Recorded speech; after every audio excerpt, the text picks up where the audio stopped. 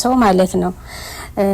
ብዙውን ጊዜ እመቤት ነባም ፕራንክ ልታደርገው ስትል አዲ ለነባ ይነግረዋል። ፕራንክ ስለምታደርግህ አንተ ደግሞ ፕራንክ አድርጋት ብሎ ማለት ነው። እና እርስ በራሳችሁ ፕራንክ እየተደራረጉ መጨረሻ ላይ ደግሞ አዲ እንዳትፈርዱ እመቤትን እንደዛ ፕራንክ አድርጎ መጨረሻ ላይ ያው ፕራንክ ነው ብዬ ነገርኋትን ቆርጣ ወጣዋለች። እውነት አደረገችው። እኔ እና እንደዛ ከሆነ እመቤት ላይ ነው ጥፋቱ ማለት ነው። ምክንያቱም ፕራንክ ነው ካላት ለምን ያችን ፕራንኳን ቆርጣ አወጣቻት? አሁን እዚህ ላይ ጠብ ተፈጠረ።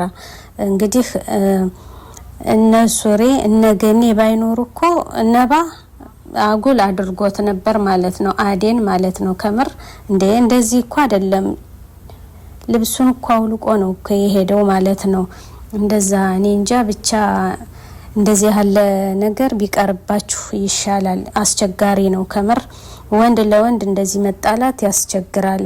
ወንድና ሴት ቢጣላ ይሻላል።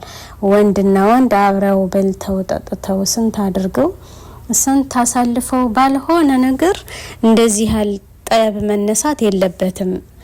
እና እባካችሁ ይሄ ፕራንክ ይቅርባችሁ። ምንም እመቤትም ከወደድሽው ካፈቀርሽው ከፈለግሽው ለምንድን ፕራንክ ነው ካልሽ ለምን ቆርጠሽ አወጣሽው? አሁን አልፈልግም አልወደውም ይቅርብኝ እያልሽ ፕራንክ መሆኑን እያወቅሽ ይሄን ያክልን እንዴት ታፈሻለሽ? ስለዚህ አንቺም ፕራንክ እንደምታደርጊም አዴም ፕራንክ አድርጓል ማለት ነው። ውድ ቤተሰቦች በማን ላይ እንደምትፈርዱ ግራ በጣም ያጋባል።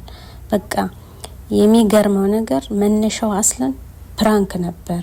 ስለዚህ ለምንድን ነው እንደዚህ ፕራንክ ብላችሁ ጀምራችሁ በእውነቱ ወሰዳችሁት ማለት ነው? እና ፕራንክ ይቅርባችሁ፣ አያምርባችሁም። ሲጀመር ለማንም ማዘን የለባችሁም። ራሳችሁ ነው ጥፋተኛ። መጀመሪያ ላይ ፕራንክ ሰራችሁ፣ አሁን ደግሞ መልሳችሁ ራሳችሁ ታለቅሳላችሁ ማለት ነው። እመቤት እንግዲህ ጥፋተኛ አድርገንሻል ማለት ነው። ኖባ እንግዲህ የሷንም የኔንም ባካችሁ ስሙኝ። እናንተም ስሙ የሷን ብቻ ነው ባካችሁ፣ የኔንም ስሙኝ። እሷን ጥፋተኛ እያለ ብሎ ነበር። ያው ያዙኝ ልቀቁኝ፣ ተለያየን። እንግዲህ ከሷ ተለይቼ እኔ መኖር አልችልም። እሷም እመቤት ካሴም ከሱ ተለይቼ እኔ መኖር አልችልም እያለ ነበረ። እንግዲህ ሰርፕራይዝ መሆኑን ከዚህ ላይ ያሳውቃል ማለት ነው። እናንተ ግን ቅድም እንዳልኳችሁ ሰርፕራይዝ ማድረግ ይቅርባችሁ። እንደ ሩታና እንደ አብረሽ ቀለበታችሁን አድርጋችሁ ሸርን ጉድ ብትሉ ይሻላልኝ። ቃል አይገድዳችሁምና ቃል አትብሉ። በአንተም በቃልህ ወንድ ሁን። ስለዚህ በቃልህ ቀለበት ከናስረህ እንዳብርሽ ትክክለኛ አፍቃሪ መሆን አለብህ ማለት ነው ሉቤ። ስለዚህ አንተ አሁን እመቤት እንድትመለስልህ እናደርጋለን። እመቤት ተመለሽለት። እንግዲህ ጥፋቱንም አውቋል። ሁላችሁም እንግዲህ ጥፋተኛ ናችሁ ብለናልኝ።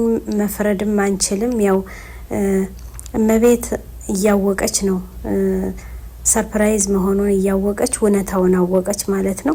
እንግዲህ ፍቅረኛ ቢኖረውም ወደሽ ፈቅደሽ እኖራለሁ ካልሽ ተመለሽለት እላለሁኝ። በዚህ አጋጣሚ ሩታና አብርሽ እንኳን ደስ አላችሁ። የቀለበታቸውን ቀን ቆረጡ ማለት ነው። እንግዲህ ሰርጋችሁን ያብላን እንላለን። ውድ ተመልካቾቼ በጣም ነው ማመሰግን ስለምትመለከቱኝ፣ ሰብስክራይብ ለምታደርጉኝ፣ ሼር ለምታደርጉልኝ፣ እንዲሁም አይዞሽ በርቺ ክሩዬ እያላችሁ እዚህ ላደረሳችሁኝ አላህ ኸይር ጀዛችሁን አላህ ይክፈለው።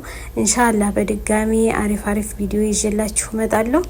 አሰላሙ አለይኩም ወራህመቱላሂ ወበረካቱ።